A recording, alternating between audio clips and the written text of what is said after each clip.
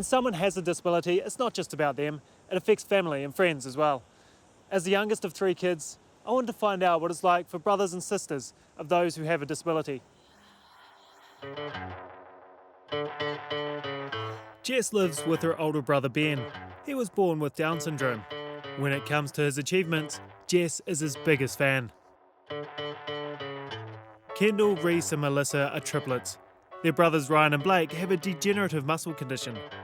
They've been caring for their brothers since they were toddlers. Former TV newsreader Judy Bailey has a brother who was born deaf. She credits Bill with making her a better communicator. 17-year-old Sharn's sister Sarah has autism. She's the inspiration behind Sharn's buddy program for kids with disability. And then there's me and my sis, Siobhan. Since my accident, we've become even closer. I guess you view the world quite differently, because if something's different, you don't see why it's a big deal. Because it's like when people, if I say I've got an older brother with Down syndrome, and people go, "Oh, I'm so sorry," you just suddenly go, "Why?" And I think probably that the siblings of disabled people often feel guilt, often feel a sense of guilt for many things. When the pressure builds up, then there's a lot of things going on. Start stressing out. You just got to remember to drop things, and family, we always put family first. I think I'm a lot more mature than people my age, and I think that's I really owe it to her more than anything.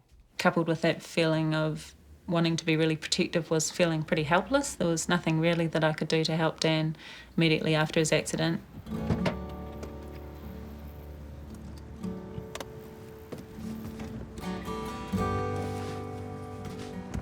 I was 18 when I had my injury, a first-year uni student at Otago.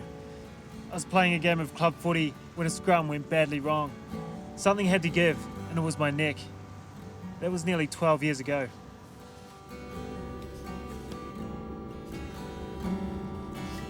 My sister Siobhan now lives in Hamilton with a young family of her own. When I broke my neck, she was backpacking around the world. She was in Vietnam when she got a phone call. It's after dinner when I finally get a voice on the line. It is my father. Dad sounds as far away as he is. It's not a good line. We need to have a talk, he says. 11 years ago, Siobhan wrote a diary about what happened. She read it to me for the first time when I started filming this story. I had no idea. I wait for what seems like an eternity, the words serious talk rebounding through my mind. His voice is strained and tired, more quiet than usual. Daniel, rugby accident, hospital, Christchurch. The words are barely registering. I'm panicking inwardly and need to know what's happening. His neck is broken. At the moment, he's paralysed from the armpits down. I feel the wind knocked out of me. Dad is stressing the same things over and over. You mustn't come home. He doesn't want you to come home. We're not accepting he will remain paralysed. We have no intention of accepting that. I don't sleep all night. When I stop crying, I lie and stare blankly at the ceiling. I wiggle my toes. In the morning, I'm exhausted. Siobhan is my big sister. When my accident happened, I didn't want her to worry, to come rushing home from her overseas travels. That would have made it worse. She called me the next day. I don't know what to say, but he's cheerful and chatty, asking me questions about Asia and speaking of his accident is a bummer. The only time he falters is when I ask him if he wants me to come home. I say I'm willing to come whenever. Now, silence, then a mumble, which could be the last thing I want. Then much stronger, you can come home and I can walk out to the plane to meet you. Looking back, I realised that my family were probably hurting more than I was because they couldn't do anything. It was a really helpless situation, whereas I had things to work towards. They were the ones that would have loved to switch position or do something, when all they could do was really watch and hope, I guess. It was a huge sadness that slowly lessened over time, but I think it was also, we had a lot of hope at the start that Dan was going to regain function, and I think that continued probably for even up to a couple of years, and so there was always this hope that things were somehow going to get better in terms of function, and by the time we'd kind of got over that, we'd all moved on, by the time it didn't matter anymore. Siobhan had to come to terms with the fact that my disability happened to me suddenly when I was 18 years old. But are things different when you grow up with a disabled sibling? That's the unintentional spotlight, I think, because your brother stands out, you stand out as well. And sometimes it gets to you. I sort of don't actually understand, that sort of not having this type of responsibility because, me and Sarah are quite close. Like, she's only 11 months between us. So, I mean, I've never really grown up with that sort of, just do what you like, don't worry about it. I've always had to, think, okay, what am I going to do? Like, for example, all the gates around the house, I have to, I'm lying in bed, I'm like, oh, should I close the gate? So I have to get up and check all the gates to make sure they're all closed so she doesn't go for a wander. It's really fight or flight, eh? It's really the sort of thing that'll bring a family together or break it apart. And people look at us and think, oh, you do awesome things for your brothers, you must be awesome people. But I like to think that every brother and sister, if they were in our situation, would do it, eh? It's just the natural instinct to just, be there for each other.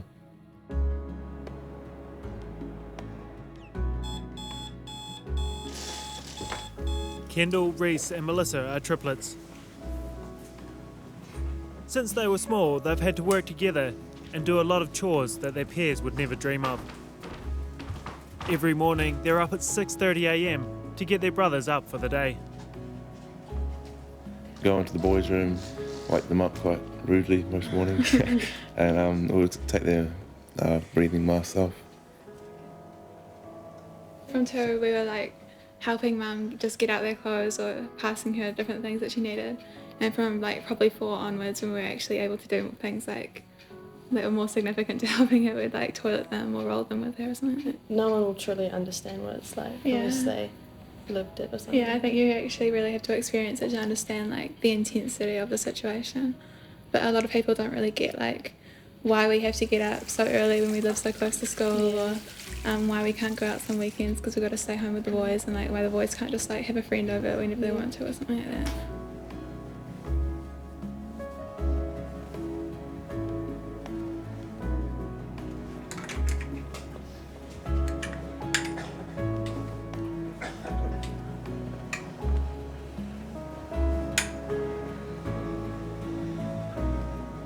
The triplets have to make choices other teenagers never think about. We can't go out all the time because someone's got to look after the boys and stuff. We can always go out some other time and stuff, so it doesn't really. Yeah. We always sort of take turns who goes out and who stays with the boys. Yeah, I guess compared to other teenagers or other people our age, we would do a lot less. We don't go out as much, or we can't work every night after school or anything like that. Siblings who have a brother or sister with a disability, they learn really early on that life isn't fair, and they're often much more able to cope with sort of life's ups and downs because they learnt that lesson super early.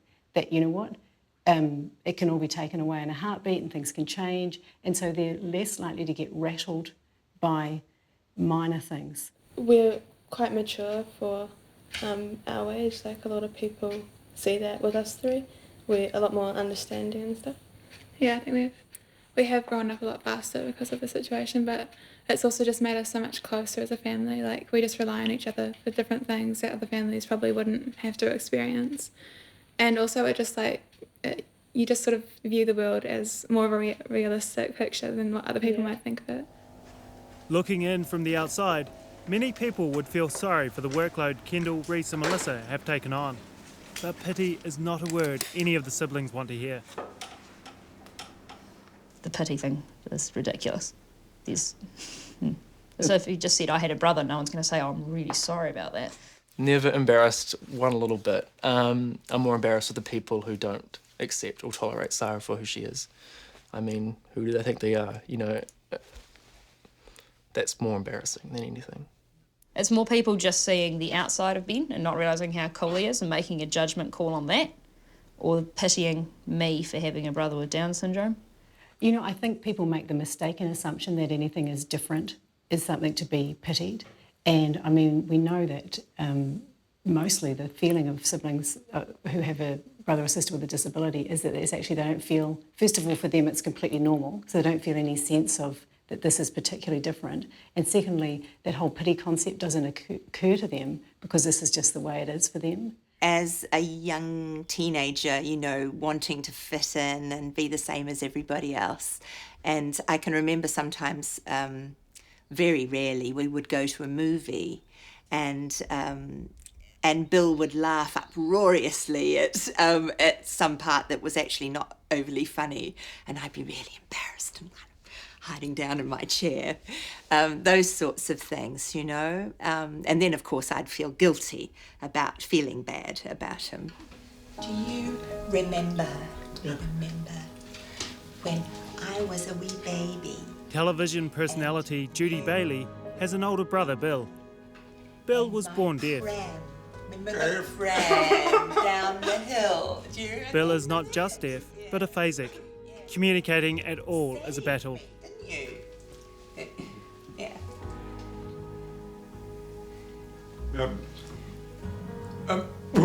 Yes, yeah.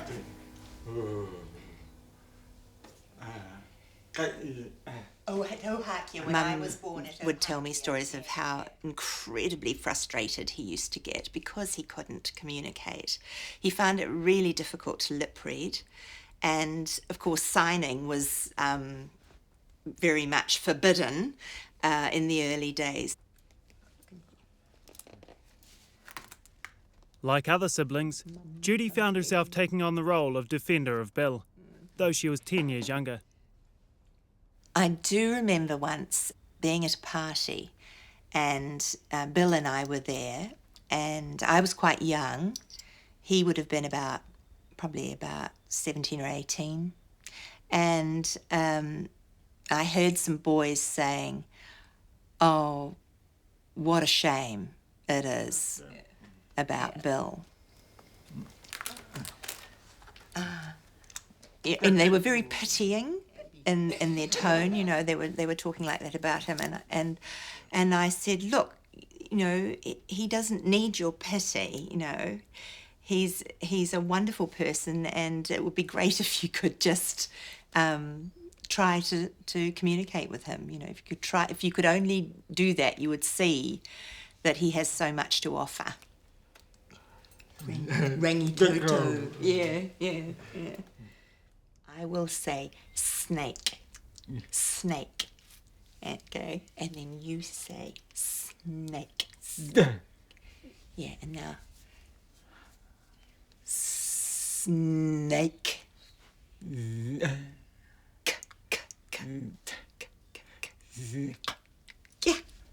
Snake.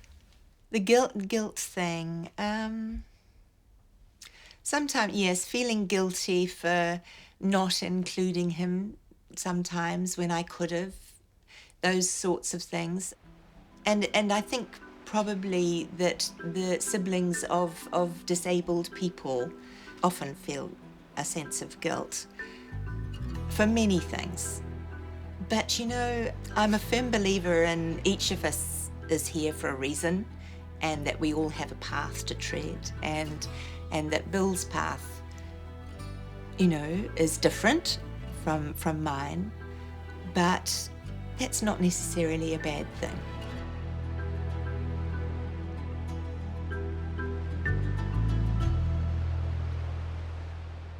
You know, sibling relationships are complex anyway. You know, in the best of families, in the best of circumstances, there's resentment, there's conflict, there's embarrassment. You know, you can have a teen who doesn't want to be seen with a younger sibling who's perfectly able-bodied. But when you throw in the disability, when you throw that into the mix, yeah, that guilt can go underground for years. And so there's just this pervasive sense that I'm not a good person, I should have been much better, why didn't I look after them better, why didn't I, you know, why wasn't I more mature, why wasn't I better about this sort of stuff, I'm fundamentally bad. That can go on for ages. You're well aware of what you can achieve because you've got a sort of a shining example of what you achieve when you've got something that's meant to be stopping you. And that is always good for a kick up the back if you're slagging a little bit, but sometimes kids who want to be just extra good, who sort of internalize, like they sort of, particularly if it's an older sibling, what happens from such an early age, they learn to be extra mature, they learn to be extra responsible, and they don't want to rock the boat. They see that their parents are stressed, they don't want to add to the family stress, so they sort of take it upon themselves to squash down any of the issues that they have and be extra, extra good, because they've been given the gift of being able-bodied, so they feel they'd really better use it, you know, do everything that they can. We're like, because we're a bit more grown up, like we have a different outlook on the world. We don't see like partying is so important or whatever else like people our age might do. So I think we're like avoiding a lot of drama in some ways. Well, definitely, I really don't think, you know, where I am today, being in leadership role and sort of being who I am, I don't think I would never be down this path if it wasn't for Sarah and having Sarah in my life. Sharn's younger sister Sarah is autistic and goes to a special school. She has limited language, and that leads to frustration. Me and Sarah have a pretty good relationship. I mean, she sometimes gets a bit annoyed with me sometimes, but what can I say? Is there anything? We do things together, and I think that's what I really enjoy, actually working with Sarah. Got one. Sarah. Sarah. Here. That one? That one? Get that one. I mean, she makes me laugh almost every single day. Sometimes she makes me want to run out of the house screaming, but me and Sarah have a pretty good relationship, I think. Hold. Come on. What do you reckon? Come on. Put your finger in there and see what happens. Strong. Like this. Careful.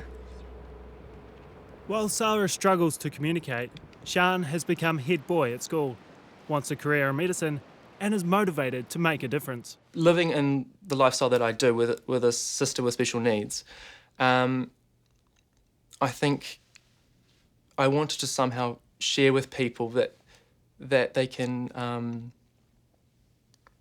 sort of, you can gain so much from working alongside people with special needs. Sharn organised schoolmates to buddy up with other students with disabilities. We'll just jump in. Yeah, why not? Yep, okay, so everyone, let's get into our circle. Hearing about bullying at school prompted him to create something positive. He's had an overwhelming number of volunteers. Welcome to You Can Do It. We're going to do the name game, and we're going to start off with, my name is Sharn and I like your favourite food. We're all unique and we all have our differences, and I think that people just need to sort of look into that and sort of understand that not everyone's going to be perfect in this world, and not to just use it against people, because I think that's the worst thing. And I mean, that's human nature really, isn't it? Feeling judged or pigeonholed is something brothers and sisters have to grapple with. Got to go fast. I think out in the community, usually people are quite tolerant, but you know, you still get that sort of, oh, what people are going to say, people are going to stare, people are going to do this. But I think really I try to put that behind everything and sort of just look forward. I mean, you can't always sort of put yourself in that position, you know. It's not a big deal. No one expects Ben to be as eloquent and as articulate as he is. Everyone sort of talks down to him, and then when he'll respond at their level, you actually see the shock. Everyone sort of registers surprise and then will change their view.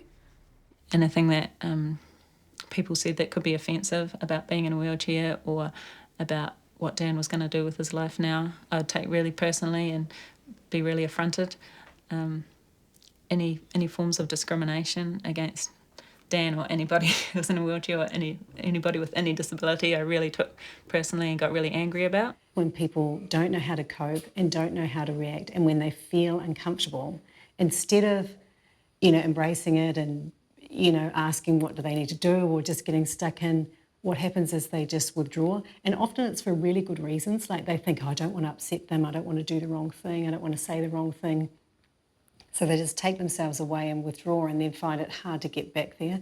We see it in all sorts of circumstances, like parents who might lose a child. You know, they'll get ostracised too because people really do have empathy for their grief, but they just don't know what to do or say. My favourite is the use of the word retard. I hate it. And people use it constantly without realising.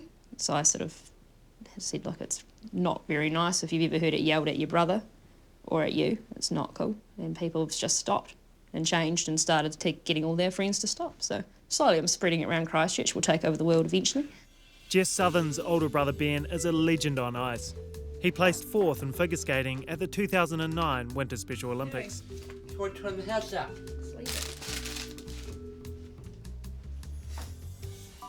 Born with Down syndrome, he now holds down 2 part-time jobs and is flatting with others.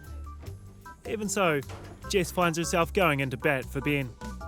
That's the unintentional spotlight, I think, because your brother stands out, you stand out as well. And sometimes it gets to you. Most of the time, you just, it doesn't really worry me. It's the staring. Being singled out is different when you don't think you are. It's quite hard to handle. It's more people just seeing the outside of Ben and not realising how cool he is and making a judgment call on that. Done. Play.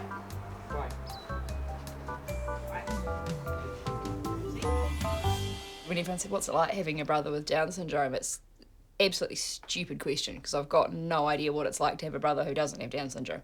It's just having a brother. Doesn't matter what they do or what they're like. Some are more irritating than others, I've been told. So.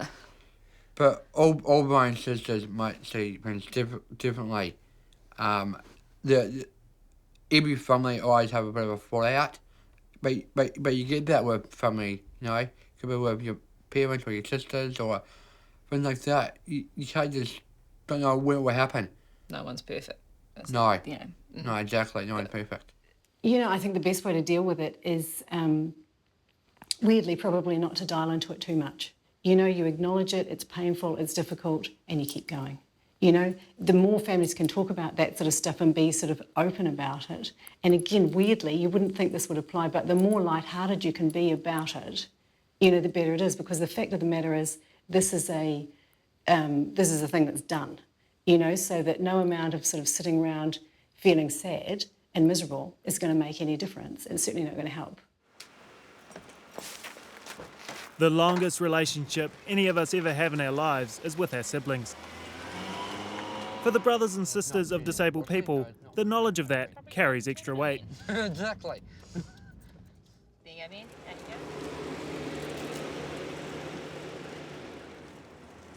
For the future, I reckon I'll have my house, then Sarah's house next door. I don't know, probably something like that, and then have a few people running around. I don't know. It's kind of like we can't just leave Mum and the boys, and so yeah, it's kind of something that plays in your mind a bit. Yeah, and I guess like other worries, like not only what like the workload you'd be leaving behind for, you know, Mum or anyone else, but also like you worry about the boys' futures, like if they're going to be able to get jobs or full-time care, or if they'll find a partner, and then they'll be able to move in with him.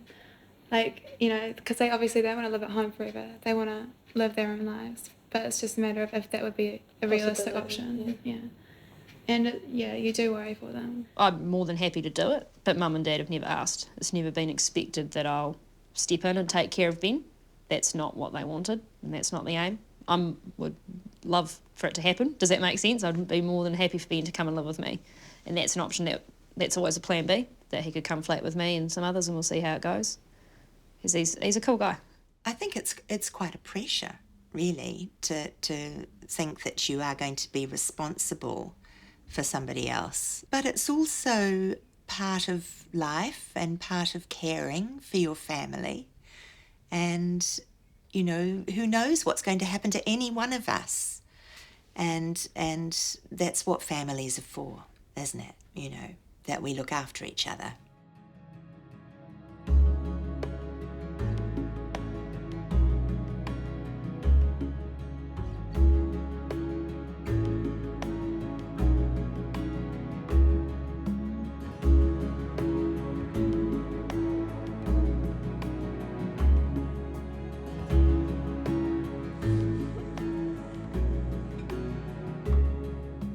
Reality does change, you know, because there's no denying that your sort of sense of, your sense of what's normal shifts when you, by virtue of living with someone who has a disability, there is a change in you. And I mean, you can't, even if you fight against that, that's the truth of the matter.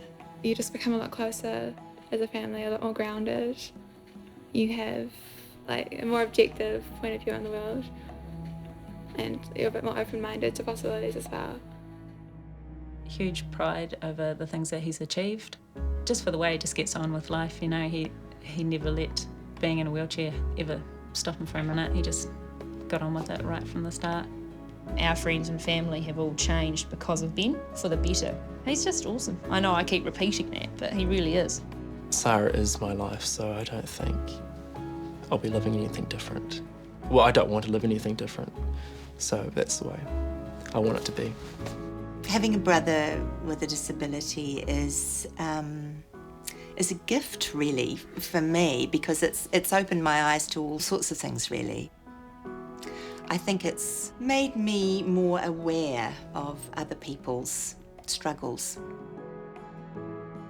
If I could talk to 13, 14-year-old Judy, I would say, it doesn't matter. There are bigger things in life to worry about. And having a brother who's a bit different is pretty special.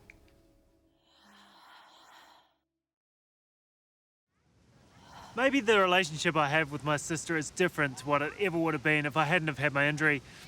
Maybe it's richer, who knows? But what I do know is that the path I'm on will never lead me far from Siobhan or my brother Kieran, and that's something I'm really grateful for. Hi, Jack. Hi, Jack. Next week.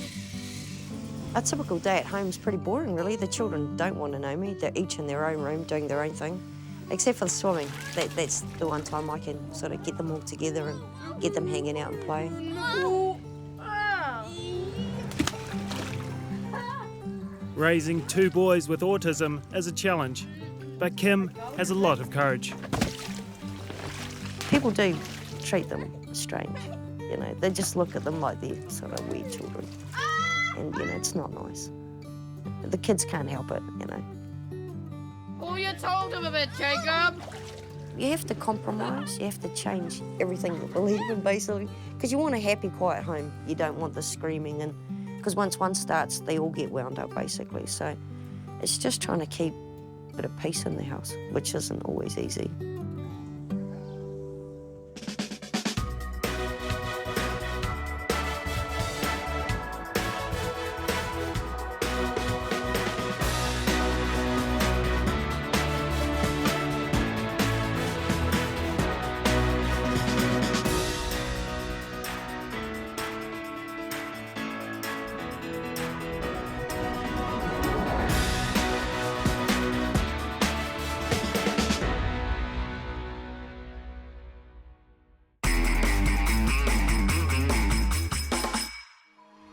Attitude was made with funding from New Zealand On Air.